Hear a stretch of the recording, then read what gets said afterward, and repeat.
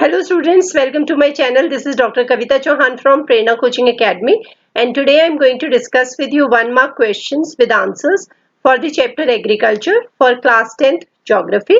But before that, if you are new to my channel, then do subscribe to my channel and also press the bell icon ताकि मेरे सारे videos की update आपको regularly मिलती रहे. I have also uploaded videos related to class 10 social science, history, political science and economics along with geography.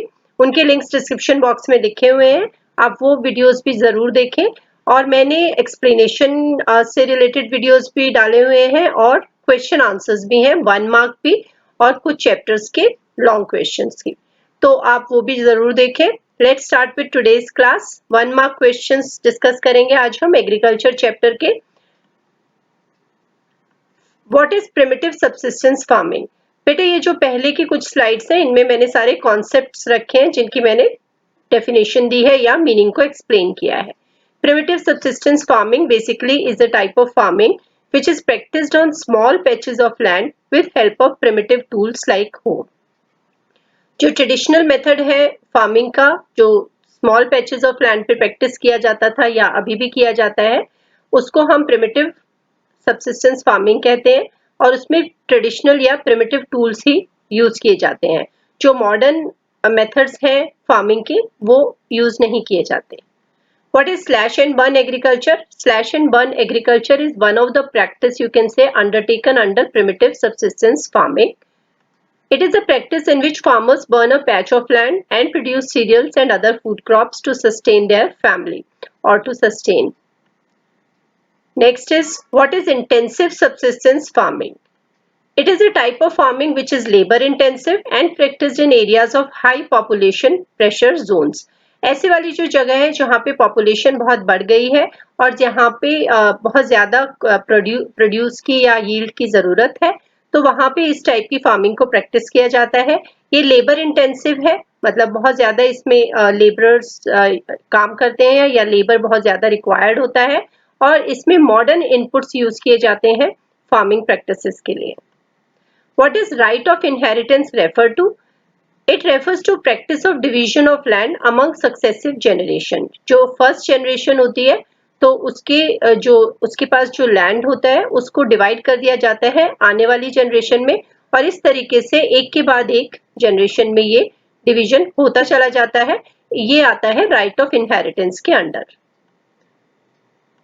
What is commercial farming? It is a type of farming practice using high doses of modern inputs. High doses of modern inputs यहाँ पे कुछ भी हो सकते हैं, जो हमारे HYV seeds हैं वो हो सकते हैं, पेस्टिसाइड्स हो सकते हैं, फर्टिलाइजर्स हो सकते हैं.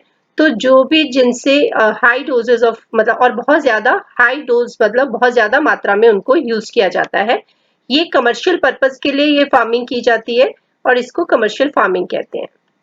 What does sericulture refer to? It refers to rearing of silkworms for the production of silk. यहाँ पे worms नहीं आएगा लास्ट में, so production of silk. What is plantation agriculture?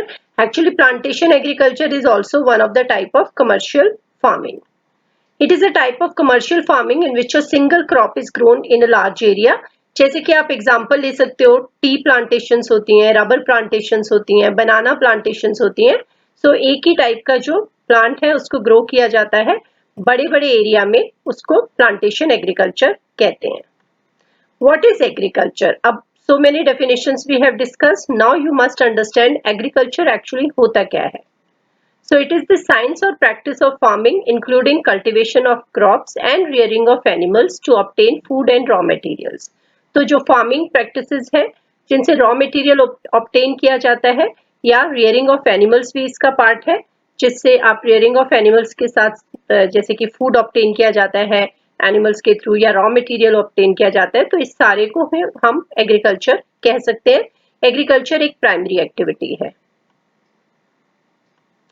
Now in this I have given few fill in the blanks. मैंने इस chapter का ये video बहुत ही डिफरेंट तरीके से बनाया है क्योंकि बहुत लंबा चैप्टर है, बहुत ज़्यादा इसमें पॉइंट्स हैं जो तुम्हें पता होने चाहिए, तो मैंने थोड़ा वेरिएशन किया है ताकि थोड़ा तुम्हें इंटरेस्टिंग भी लगे. ये फिल इन द ब्लैंक्स हैं जो आप ऊपर स्क्रीन पे पढ़ सकते हो और अब मैं इनके आंसर्स आपको रीड करती हूँ. So India has 3 cropping seasons. Rice requires high temperature and rainfall above 100 centimeter. यहाँ पे हम annual rainfall की बात कर रहे हैं.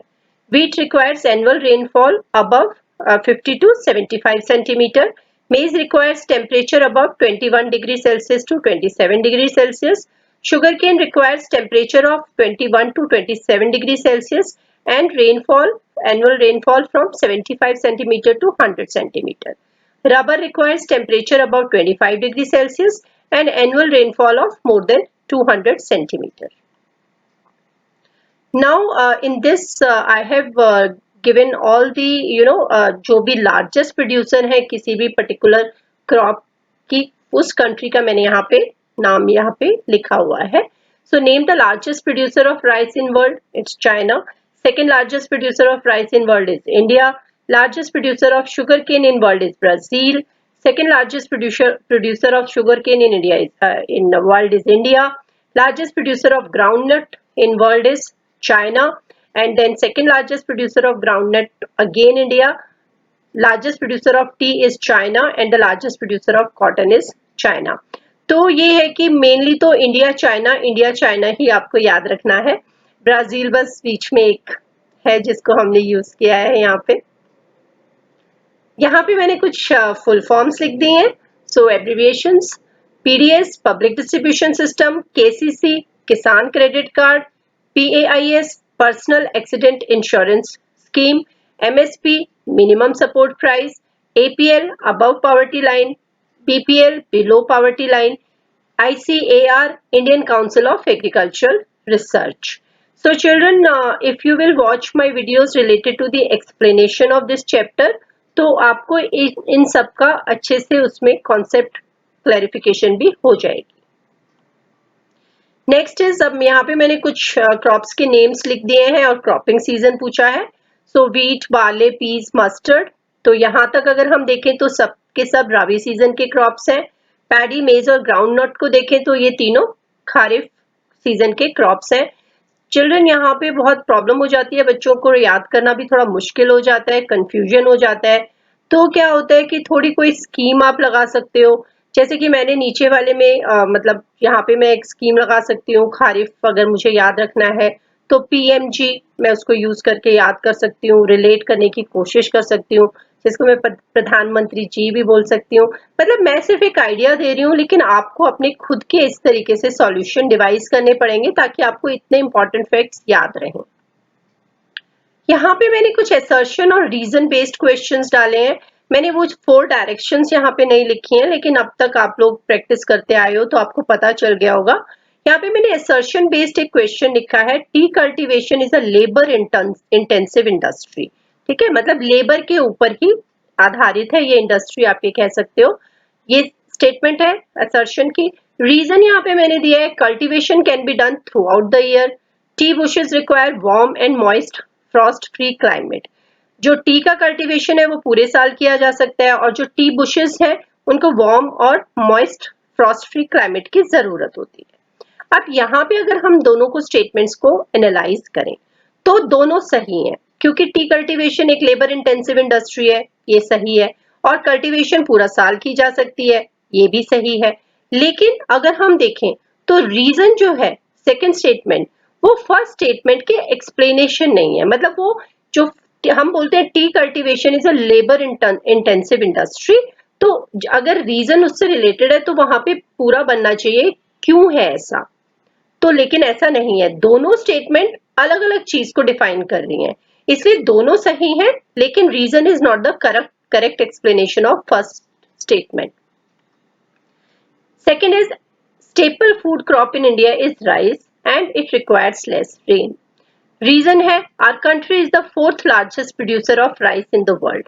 अब यहाँ क्लियर पता चल रहा है, यहाँ पे भी दोनों स्टेटमेंट के बीच में एक्चुअली कोई रिलेशन नहीं है, लेकिन स्टेपल फूड है इंडिया का राइस, और उसको कम बारिश की जरूरत होती है, तो ये स्टेटमेंट तो सही है. Our country is the 4th largest producer of rice in the world, but this is not correct. The statement itself is not correct, क्योंकि अभी हमने ऊपर भी पढ़ा था कि इंडिया जो है वो सेकेंड लार्जेस्ट प्रोड्यूसर है राइस का, तो ये तो स्टेटमेंट ही गलत हो गई. तो क्लियर है, assertion is true but reason is a false statement. यहाँ पे मैंने एक ऐसा क्वेश्चन दिया है जिसमें क्लियरली आप पता कर सकते हो कि कैसे हमें रिलेट करना है assertion को और reason को. Now assertion is plantation has an interface of agriculture and industry. Reason है plantation is a type of farming in which a single crop grown on a large area. अब देखा जाए तो दोनों स्टेटमेंट हमें सही लग रही हैं, ठीक है, क्योंकि प्लांटेशन है interface of agriculture and industry, और ये भी सही है कि प्लांटेशन एक इस तरीके की फार्मिंग है जिसमें सिंगल क्रॉप को ग्रो किया जाता है. तो पहली बात तो क्लियर हो गई कि ये दोनों स्टेटमेंट करेक्ट है. अब हम नेक्स्ट उस पे पहुंचेंगे कि हमें एक्चुअली लिखना क्या है या ऑप्शन कौन सी होनी चाहिए. तो मैंने बोला बोथ आर ट्रू, सही है, and reason is the correct explanation of the first statement.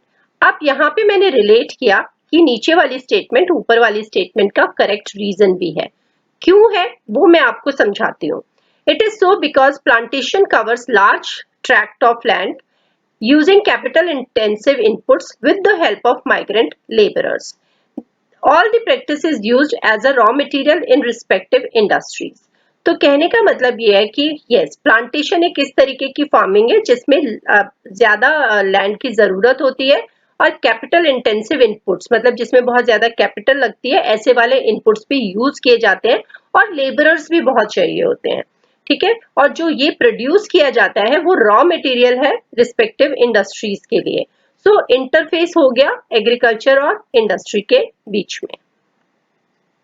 Now children, on this slide I have given important facts which you should not miss. Okay, see, I did not want to make this video in a normal pattern की बस MCQ सारे डाल दिए तो थोड़ा सा उसमें interest lose कर जाते हैं बच्चे.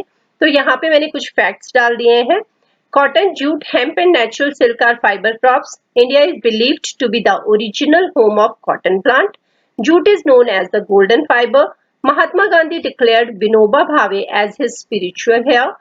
The Bhudan Gramdan movement started by Vinoba Bhave is also known as Bloodless Revolution. White Revolution is also known as Operation Flood. Sesame is a kharif crop in north and rabi crop in south. Castor is also both rabi as well as kharif crop. Jawar, ragi and bajra are millets. Maize is used as both food and fodder. Jhuming in Brazil is called as roca, and India is the largest producer of pulses in the world. In fact, India is the largest consumer of pulses also in the world. So now also if you will read the chapter, you might get many important points related to this chapter. This is a very long chapter and various facts included. So I have just tried to give you an insight that how you can prepare your own question bank. So read the chapter thoroughly and try to take out more points or more facts related to this chapter, and then you can be sure of getting 90 above marks in geography. Thank you so much for watching and do subscribe to my channel.